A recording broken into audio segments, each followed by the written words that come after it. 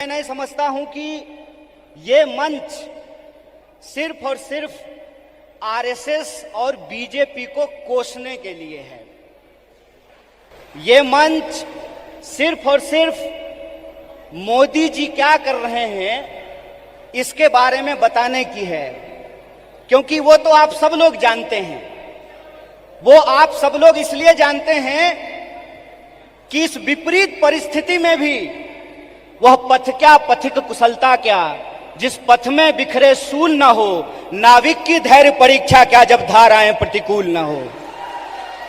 इस दौर में भी कोई इंसान अगर भारतीय राष्ट्रीय कांग्रेस का झंडा उठाए हुए है, इस दौर में भी कोई नौजवान अगर यूथ कांग्रेस का झंडा उठाए हुए है, इस दौर में भी अगर कोई विद्यार्थी एनएसयूआई का झंडा उठाए हुए है, इसका मतलब वो सत्ता के लिए नहीं, सत्य के लिए संघर्ष कर रहा है। इस बात को हमको याद रखना चाहिए।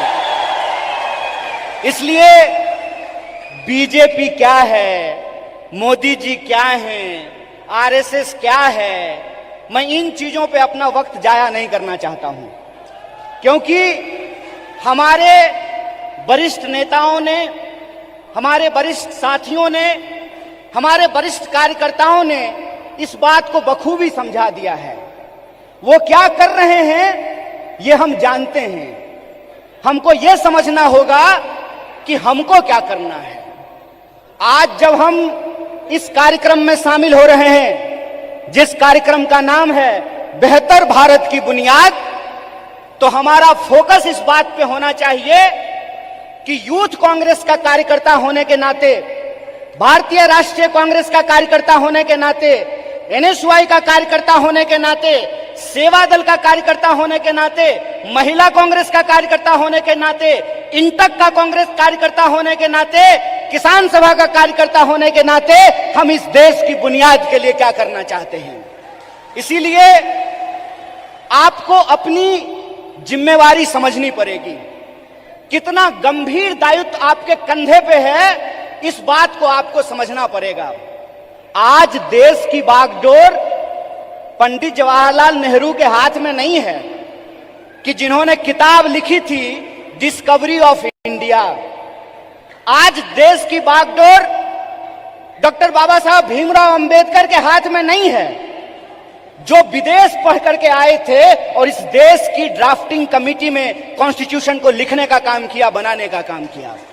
आज देश की बागडोर 23 साल की उम्र में हंसते हंसते फांसी के फंदे पे झूल जाने वाले शहीद आजम भगत सिंह के हाथ में नहीं है।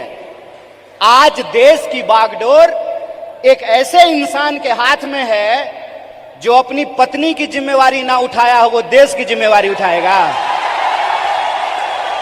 बताइए, आज देश की बागडोर एक ऐसे हाथ में है जो कहता है कि पीएफआई के नाम में भी इंडिया है।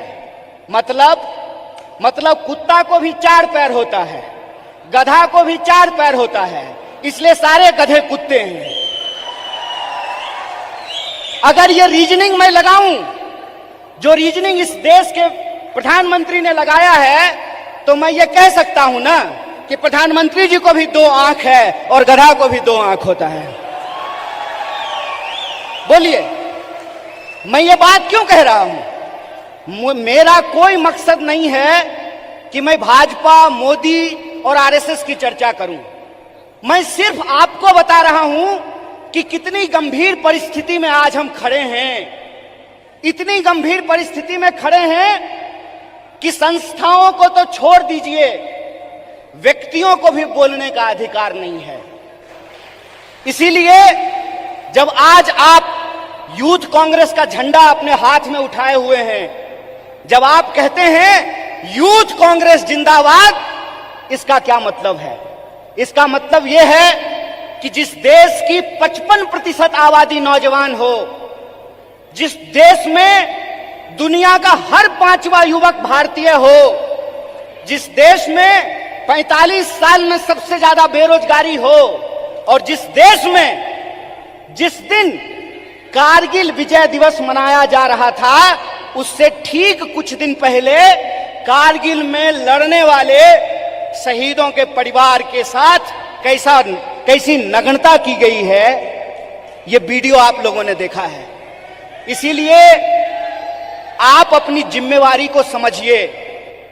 आप इस गंभीर समय में जो आपकी भूमिका है उसको आपको समझने पड़ेगी। और मेरा मानना बिल्कुल साफ है, जैसे बिना विचार की कोई राजनीति नहीं होती है, उसी तरह से बिना नौजवान के, बिना विद्यार्थी के कोई पार्टी सत्ता में नहीं आ सकती है। इस बात को याद रखिएगा। अगर आप चाहते हैं कि इस देश में सत्य का शासन हो और सत्ता पे बैठे हुए लोगों का जो अहंकार है उस अहंकार को चकनाचूर किया जाए, जिस लोकतंत्र की बुनियाद पर, जिस जमहूरियत के दम पर आज उनको कुर्सी पे बिठाई गई है, अगर आप उनको नीचे उतारना चाहते हैं तो इस बात को आपको समझना पड़ेगा कि इस देश के नौजवानों और विद्यार्थियों को सबसे बड़ी भूमिका निभानी पड़ेगी। अगर भारतीय राष्ट्रीय कांग्रेस शरीर है तो एनएसयूआई और यूथ कांग्रेस को दोनों हाथ मलना पड़ेगा। यह बात हम लोगों को समझना होगा। जब तक इस देश का फर्स्ट टाइम वोटर, जिसके मैसेज में, जिसके स्नैपचैट पे, जिसके इंस्टाग्राम में, जिसके व्हाट्सएप पे झूठ परोस करके, मिस इंफॉर्मेशन परोस करके उनको गुमराह किया गया है, जब तक उनके सामने हम सच्चाई लेकर के नहीं जाएंगे, जब तक हम घर घर नहीं पहुंचेंगे, जब तक हम स्कूल स्कूल नहीं पहुंचेंगे, विश्वविद्यालय विश्वविद्यालय नहीं पहुंचेंगे, तब तक इस सत्ता पे बैठे हुए लोगों को हम सत्ता से बाहर नहीं कर सकते हैं और लोकतंत्र को बचा नहीं सकते हैं। जो सवाल है यहां पर कि भारत का बुनियाद क्या है, भारत का बुनियाद है इंडिया। यह बात हम लोगों को समझना पड़ेगा। भारत का बुनियाद है इंडिया, और वो जो इंडिया है वो इंडिया एक सोच है, और वो सोच को हमको एक एक कार्यकर्ता को अपने व्यवहार में लेकर के आना पड़ेगा। अगर हम महात्मा गांधी का उदाहरण आपके सामने रखें तो किस तरह का एग्जाम्पल हमको देखने का मिलता है। गांधी जी ऐसे नहीं थे कि बुनियाद भारत के कार्यक्रम में आए हैं, कर्नाटक में सरकार भी है तो थोड़ा फोटो वोटो खिंचा करके चल देंगे, ऐसे नहीं होगा। ये मैं आपकी आलोचना नहीं कर रहा हूं, ये मैं अपनी आलोचना कर रहा हूं। गांधीवादी तरीका यह है कि चंपारण में जब किसान लड़ रहे थे तो गांधी जी शहर छोड़ करके चंपारण चले गए, वहीं आश्रम बना दिया, महीनों तक लड़ते रहे और अंग्रेजों को धूल चटा दिया। यह गांधीवादी तरीका है। 100 समस्याएं होंगी, 100 समस्याएं होंगी, 1000 समस्याएं होंगी। बतौर फ्रंटल ऑर्गेनाइजेशन मैं बार बार कह रहा हूं, भारतीय राष्ट्रीय कांग्रेस तभी मजबूत हो सकता है जब यूथ कांग्रेस और एनएसयूआई मजबूत होगा। इस बात का संकल्प हमको लेना पड़ेगा। और वो मजबूती कैसे होगी? वो मजबूती ऐसे होगी, गांधीवादी तरीके से होगी कि हम एक समस्या को उठाएंगे, लगातार आंदोलन करेंगे और जब तक सरकार और प्रशासन को झुका ना दे अपने आंदोलन को वापस नहीं लेंगे। यह तरीका हमको अपनाना पड़ेगा।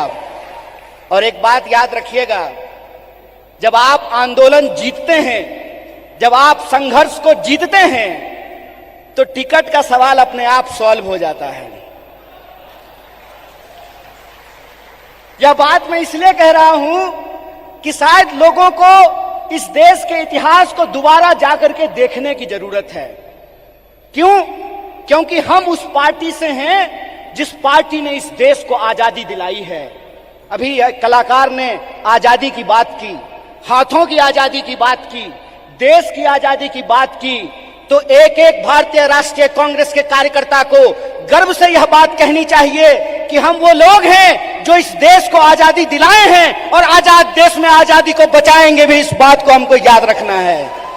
और अगर हमने इसका संकल्प लिया है तो मैं एक उदाहरण आप लोगों को देना चाहता हूं, खास करके जो हमारी महिलाएं यहां पे बैठी हुई हैं। जब कांग्रेस पार्टी हार गई थी श्रीमती गांधी के नेतृत्व में, तो उस वक्त लोगों ने कहा था कि कांग्रेस समाप्त हो गया है। उसके बाद श्रीमती गांधी बिहार गई थी, जहां से मैं आता हूं।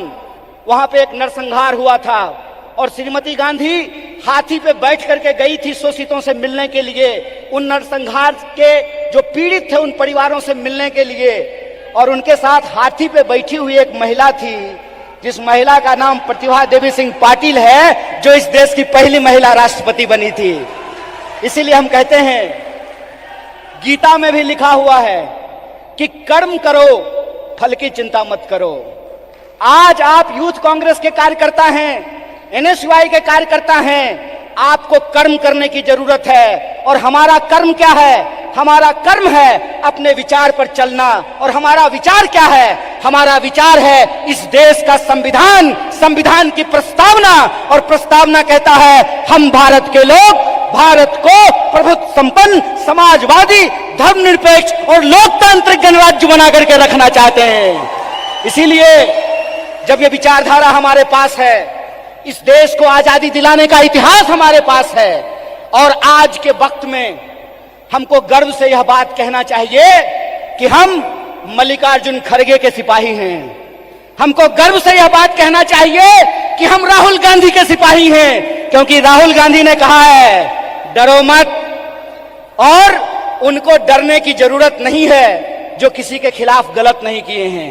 उनको डरने की जरूरत नहीं है जो झूठ बोलते हैं। जो झूठ बोलते हैं वो डरें, जो सत्य पर चलते हैं उनको डरने की जरूरत नहीं है। एक निडर सिपाही की तरह, जिस तरह से माननीय राहुल गांधी जी विपक्ष की मुखर आवाज बने हैं, उस आवाज को हमको घर घर पहुंचाना होगा।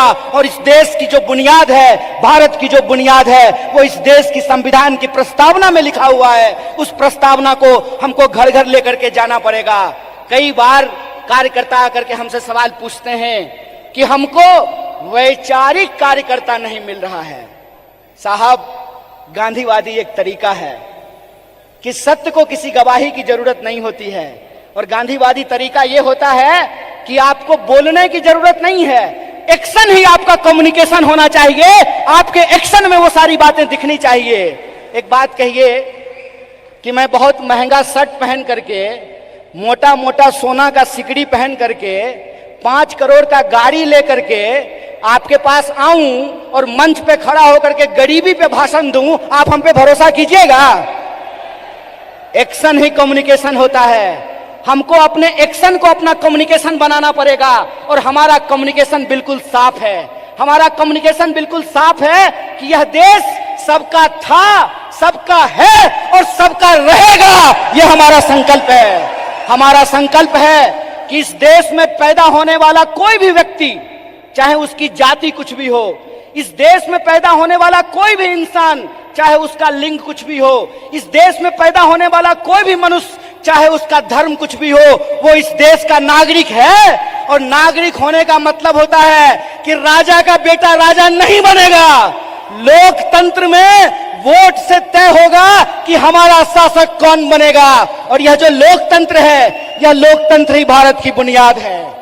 यह लोकतंत्र ही भारत की बुनियाद है। और इसी लोकतंत्र को बचाने का काम यूथ कांग्रेस के एक एक कार्यकर्ताओं को करना पड़ेगा। हम जो झंडा अपने कंधे पे लिए हैं, यह झंडा सिर्फ एमपी एमएलए बनने के लिए नहीं है। यह झंडा इस देश की आजादी को बचाने के लिए। इस बात को याद रखिएगा। इस देश में 2 तरह के लोगों के बीच लड़ाइयां हो रही है। इस मुल्क में 2 तरह के लोग हैं। एक वो लोग हैं जो नफरत फैलाते हैं, एक वो लोग हैं जो इंसान को आपस में बांटते हैं, एक वो लोग हैं जो ऊंच नीच करते हैं, एक वो लोग हैं जो इंसान को लड़ा करके इस देश की शक्ति को कमजोर करते हैं। एक हम वो लोग हैं जो नफरत के खिलाफ हमको मोहब्बत की आवाज को बुलंद करना पड़ेगा। और आखिरी बात बोल करके खत्म करूंगा। जब साहब गा रहे थे तो इनकलाब की बात कर रहे थे, लेकिन हमारे कुछ कार्यकर्ता उसको मोहब्बत की तरह ले रहे थे। तो आखिरी बात बोल करके खत्म करूंगा कि जो नौजवान इश्क नहीं करता वो इनकलाब भी नहीं कर सकता है। जो इंसान मोहब्बत नहीं कर सकता वो परिवर्तन भी नहीं कर सकता है। हम इश्क करेंगे, नफरत को हराएंगे, संविधान की आवाज को बुलंद करके